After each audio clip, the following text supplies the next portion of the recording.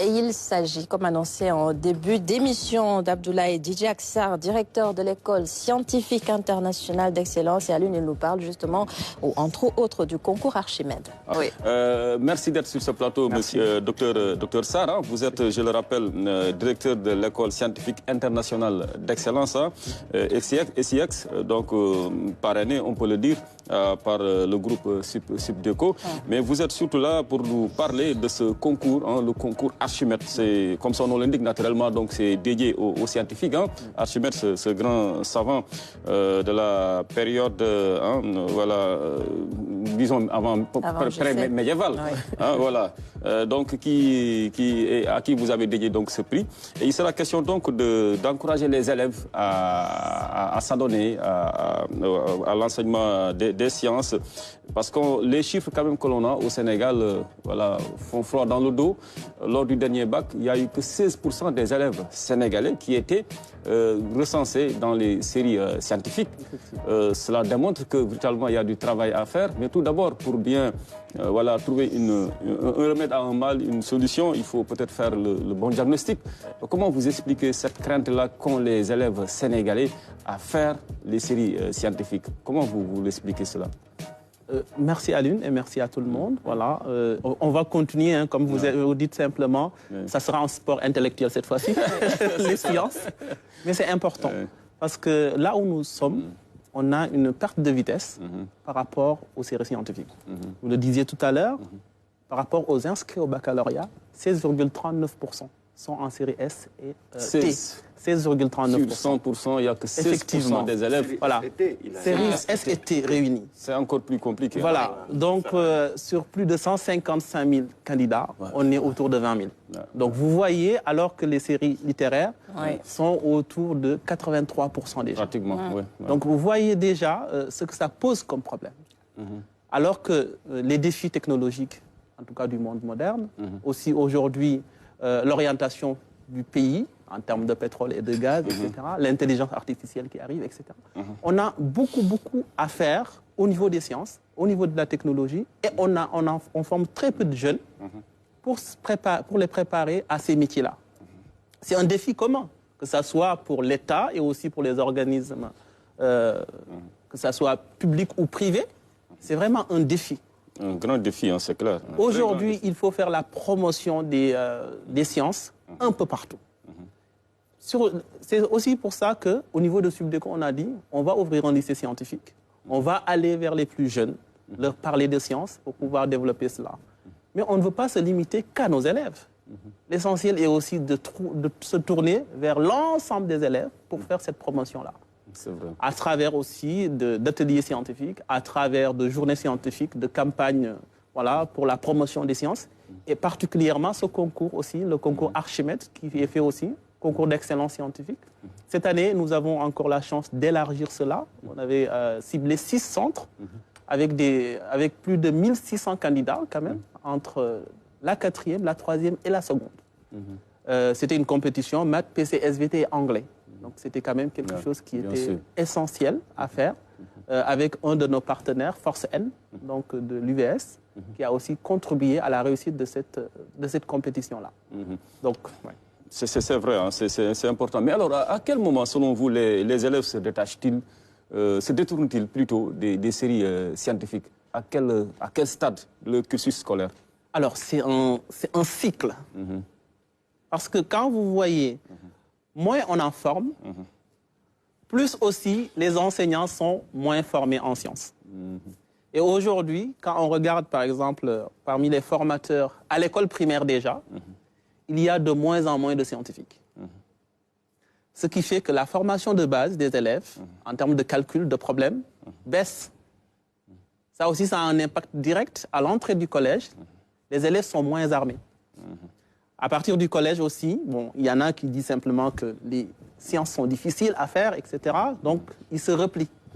Et ça, c'est aussi un travail à faire auprès des professeurs de mathématiques. Il faut encourager la jeunesse. Les maths ne sont pas une matière, en fait, difficile. Il faut encourager les jeunes. C'est vraiment très facile. C'est tellement facile de le dire comme ça. Mais c'est tellement facile de le faire. En fait, il faut dire, c'est un tout petit peu comme le sport. Les maths sont très fidèles. Vous vous entraînez, plus vous faites des exercices, plus vous êtes à l'aise. Mais comment donner aux mathématiques un cachet un peu plus ludique? Peut-être qu'il faudrait revoir un peu l'approche pédagogique. Là, c'est important. Hein? Là, c'est le corps enseignant qui est interpellé. Parce que la figure du professeur de mathématiques dans nos lycées, en tout cas dans un passé récent, c'était véritablement le monsieur le plus austère de la cour, de l'école. Hein? Intransigeant, rarement complice des élèves. Ça également, il faut revoir cela. Il faut être rigoureux, c'est vrai. Oui. Mais il faut aussi donner à l'enfant le temps de progresser. On ne peut pas être exigeant à l'enfant de sorte à l'exclure. Non, ce n'est pas ça. Il faut dire, OK, comment on peut prendre l'enfant du point A pour l'amener au point B? Et surtout, intégrer l'environnement de l'enfant. Aujourd'hui, l'enfant a le numérique autour de lui. Il faut intégrer le numérique dans la pédagogie, dans l'enseignement des mathématiques. Il faut permettre à l'enfant d'aller vers des objectifs. Il faut permettre à l'enfant de voir du concret, sortir parfois de l'abstraction des mathématiques, permettre à l'enfant de voir de la réalité, ce qu'il fait. Aujourd'hui, par exemple, on prend un enfant à qui on dit on va faire du repérage, les coordonnées X, Y, etc. C'est très simple. Puis on lui dit on va travailler sur un jeu, vous allez faire un jeu, vous allez programmer par exemple un jeu. Avec les mouvements de votre, des différentes personnes qui vont participer au jeu. On va faire des déplacements de 5, moins 5, plus 5, moins 5, aussi en hauteur, etc. L'enfant comprend tout de suite que ces coordonnées permettent simplement de faire bouger l'objet sur l'écran qui est un repère. Donc, du coup, il fait une connexion entre ce qu'il apprend et aussi ce qu'il voit. Au fur et à mesure, s'il veut tourner, il va dire « OK, qu'est-ce que je vais faire ?» Ça amène des rotations. L'enfant comprend tout de suite, ah, voici ce qui se passe. Mais ça, c'est ça qui va continuer aussi plus tard.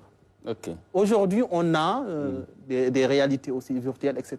C'est important de mettre l'enfant dans un environnement qui lui permet de dire, OK, je m'épanouis en faisant des mathématiques. Et ça, c'est intéressant. Et après, ce qui est bizarre un petit peu, c'est qu'on en est arrivé à un niveau où la règle, c'est de ne pas maîtriser, de ne pas aimer les mathématiques. Et ça se transmet de génération en génération. Si les parents, par exemple, n'étaient pas si calés en mathématiques, forcément, ils vont transmettre ces ondes aux enfants.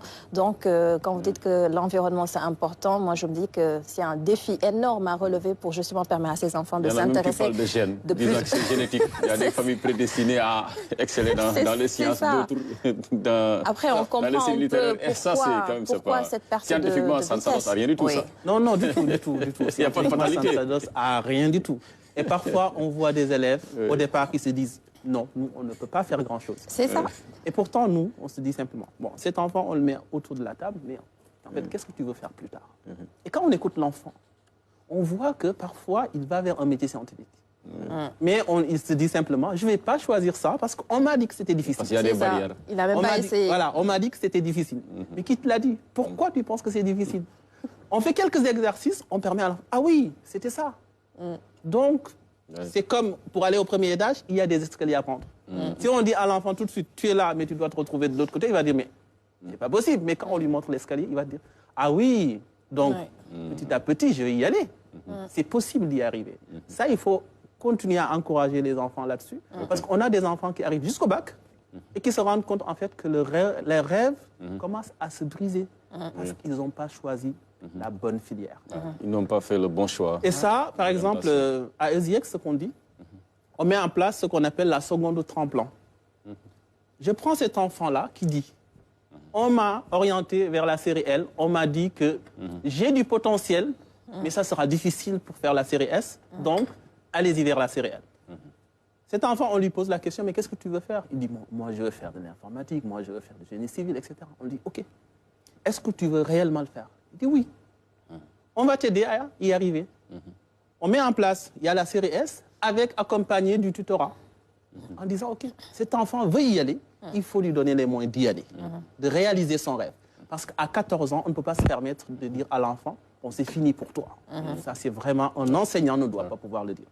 Un enseignant doit pouvoir faire aimer sa matière. Les mathématiques, on doit les faire aimer aux enfants en se mettant dans la logique de l'enfant. Nous, par exemple, notre génération ou ceux d'avant, n'ont pas appris dans le même environnement. L'environnement de l'enfant, le jeu, le numérique, c'est quelque chose à intégrer dans notre pédagogie. En le faisant, on rend les mathématiques assez ludiques et aussi en se projetant dans l'avenir, ça permet à l'enfant de dire « je veux aller vers ça et comme c'est le chemin, je vais le prendre ». C'est vrai que c'est fort pertinent, hein, et ça c'est dès le bas âge, hein, inculquer à l'enfant ce goût, l'amour en tout cas des chiffres, des mathématiques. Mais pour cela, il faudrait que le système soit beaucoup plus inclusif, que tous les enfants aient quand même accès à l'éducation dès un âge précoce. Hein.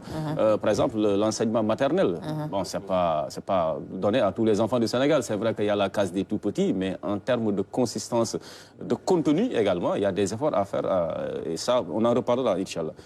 Mon cher. Moi, je pense que c'est une très bonne démarche et c'est une initiative à saluer parce que on va vers directement aujourd'hui. On fait un constat dans le milieu professionnel. Aujourd'hui, moi, j'ai fait les céréales. Dans le domaine où j'évolue, la majeure partie de mes collaborateurs sont des scientifiques. Donc, je suis obligé d'avoir des notions dans le domaine pour pouvoir connaître cette chose. Donc, 10 ans en arrière, j'aurais aimé pouvoir faire les séries scientifiques pour davantage évoluer dans le domaine parce que aussi parce que c'est les domaines du futur en fait. Et moi je pense qu'il y a deux problématiques qui se posent. Déjà la première, c'est par rapport à la pratique. Déjà dans les lycées, les collèges et même les CEP, les jeunes on leur dit expérience de tel à tel, des expériences qui ne sont que théoriques mais pas pratiques. Est-ce qu'on ne peut pas donner davantage de matériel à ces jeunes pour qu'ils puissent pratiquer? Expérimenter. Bon, le chef de l'État a fait carrément des efforts sur le plan universitaire parce qu'il a réceptionné un lot de matériel scientifique pour l'université de Dakar. Est-ce que pour les lycées et collèges, et même pour vos établissements, est-ce que le matériel est disponible à ces élèves pour qu'ils puissent pratiquer? L'autre aspect, c'est par rapport à la langue.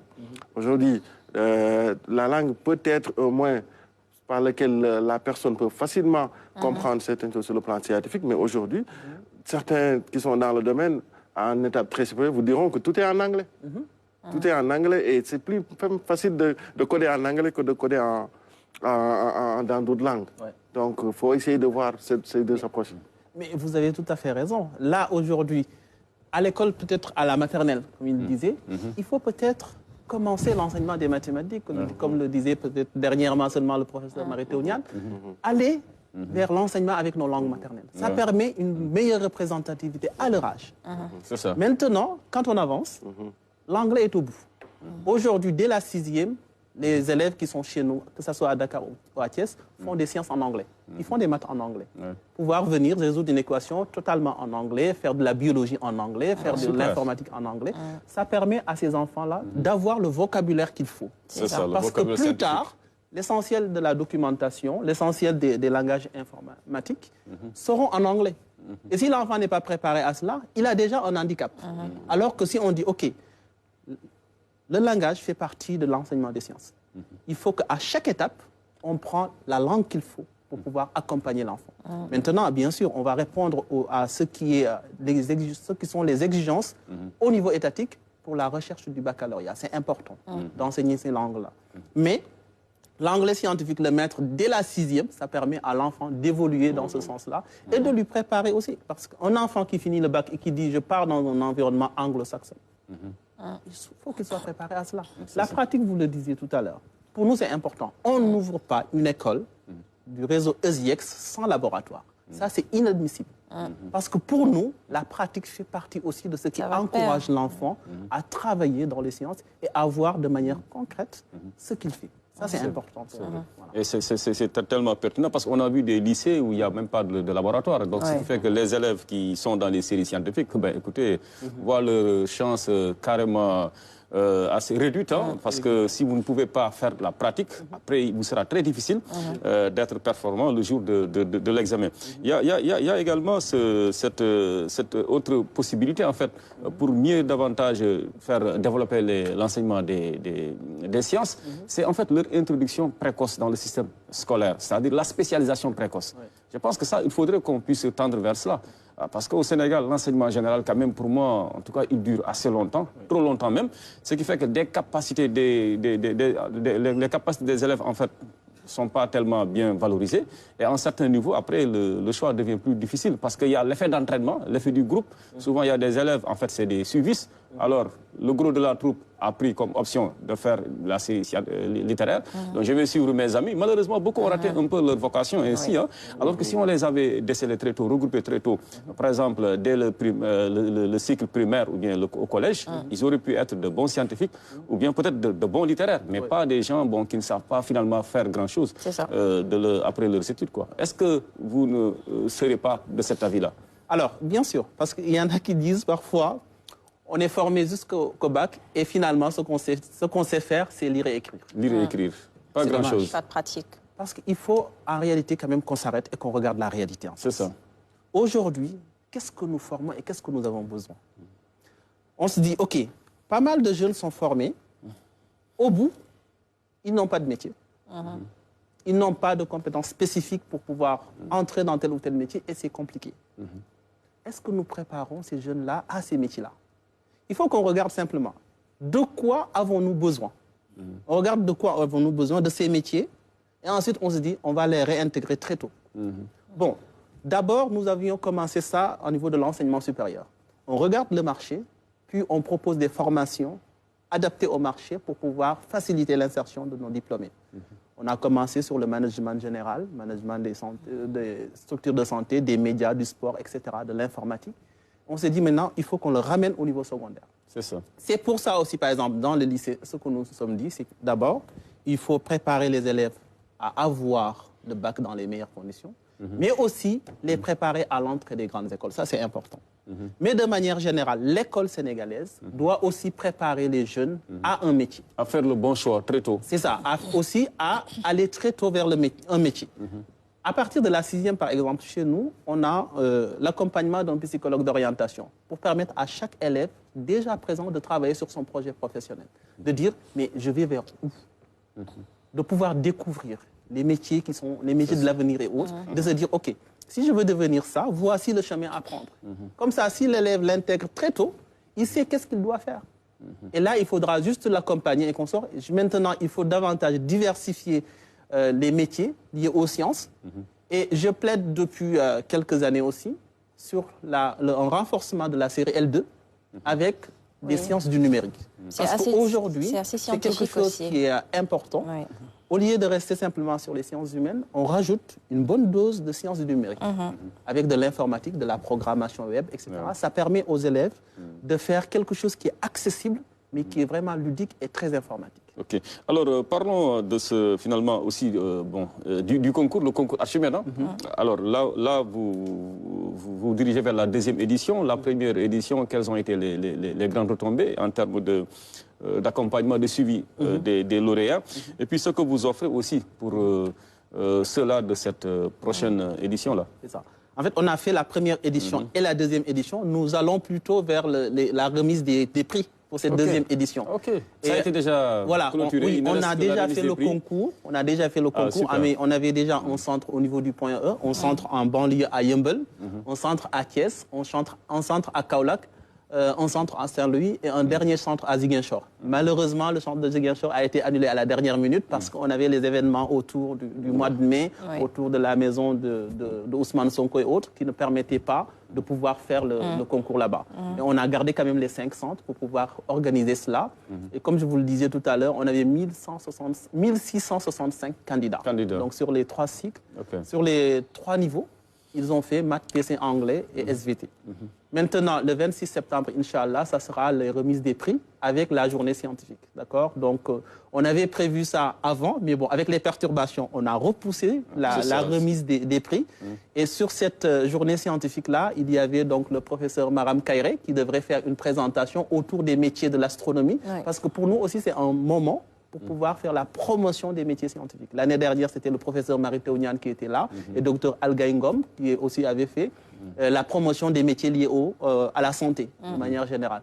Pour nous, chaque moment, chaque événement est aussi une manière de promouvoir les métiers liés aux sciences. Et ça sera, Inch'Allah, le 26 septembre prochain, pour la remise des prix. Ce qu'il y a de spécial pour ce concours cette année, pour cette édition-là, on a rajouté un prix appelé Aline Sitoé Diatta, réservé uniquement aux filles scientifiques aussi. Et j'allais vous poser la question sur la part de représentativité des filles. Exactement. Alors, effectivement, aujourd'hui, alhamdoulilah, parce qu'avant, les filles étaient très peu représentées dans les séries scientifiques.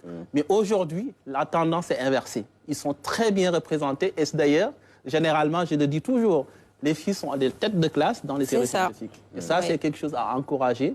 Continuons maintenant le travail que nous avons fait pour intégrer les filles dans les séries scientifiques. Il faut qu'on travaille pour pouvoir aussi réintégrer les séries scientifiques vraiment dans le pôle pour atteindre au moins un pourcentage de 50% de séries scientifiques. Oui. Merci. Et l'autre défi aussi, Bien. quand on parle des filles, c'est l'accès à l'éducation, mais aussi à la poursuite, la continuité de ces études, le maintien à l'école. Ça aussi, c'est un autre défi. Voilà, donc je pense qu'en guise de rappel, on revient sur voilà, le prix Archimède. Hein? Déjà, le concours a eu lieu. Il reste la remise des prix. Vous avez parlé donc de cette belle représentativité de la gente féminine. On s'en félicite. Hein. Et puis également sur le déploiement de l'ESIEX. Pour l'instant, vous avez 3 campus. Dakar, Thiès, l'incontournable, excellent choix. Saint-Louis également, un autre bon choix. Alors, est-ce que votre objectif finalement, c'est de faire le maillage total du territoire national? Parce qu'en termes d'offres, d'instituts dédiés vraiment à l'enseignement des sciences, il y a un réel marché qui est là, ici au Sénégal, et qui est peu exploré. Ali, je veux dire qu'on veut aller au-delà du Sénégal. Ah, c'est bien. Parce que ce qui est important, c'est que le projet que nous avons mis en place aujourd'hui à Dakar et à Thiès et bientôt à Saint-Louis, c'est aussi il faudra le développer davantage pour aller vraiment l'offrir à chaque personne. Chaque individu doit avoir l'opportunité de faire des sciences de la meilleure des manières, de faire de la pratique. C'est quelque chose qui est incontournable. Comme tout le monde ne peut pas venir dans les grandes villes, il faut aller aussi vers les gens. Il ne s'agit pas simplement d'aller vers la clientèle, mais d'apporter les sciences auprès de tout le monde. C'est ça aussi qui est important dans ce message-là, qu'il faut encourager les gens pour pouvoir aussi amener les sciences, la pratique auprès de tout le monde. Et aussi, il y a un développement en termes aussi de niveau. On a démarré avec le cycle, le lycée, seconde, première, terminale.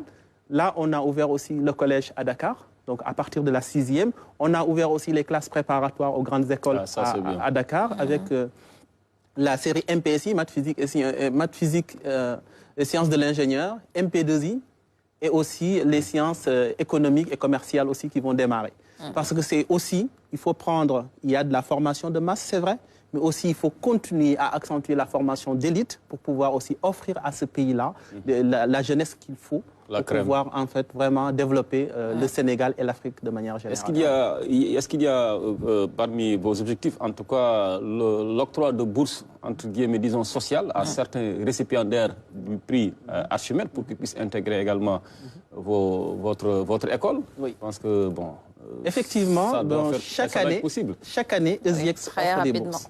Chaque année, ESIEX offre des bourses allant de 100% à 50%. Ah, ça, c'est bien. Mais aussi, on a des partenaires, par exemple l'UVS a aussi parrainé des élèves chez nous, et ça aussi c'est important. On appelle les partenaires à aller aussi à accompagner cet effort d'ESIEX en termes de bourse sociale. Okay. Bonne continuation. Merci beaucoup. Merci beaucoup. On serait utile à la communauté. Hein. Voilà.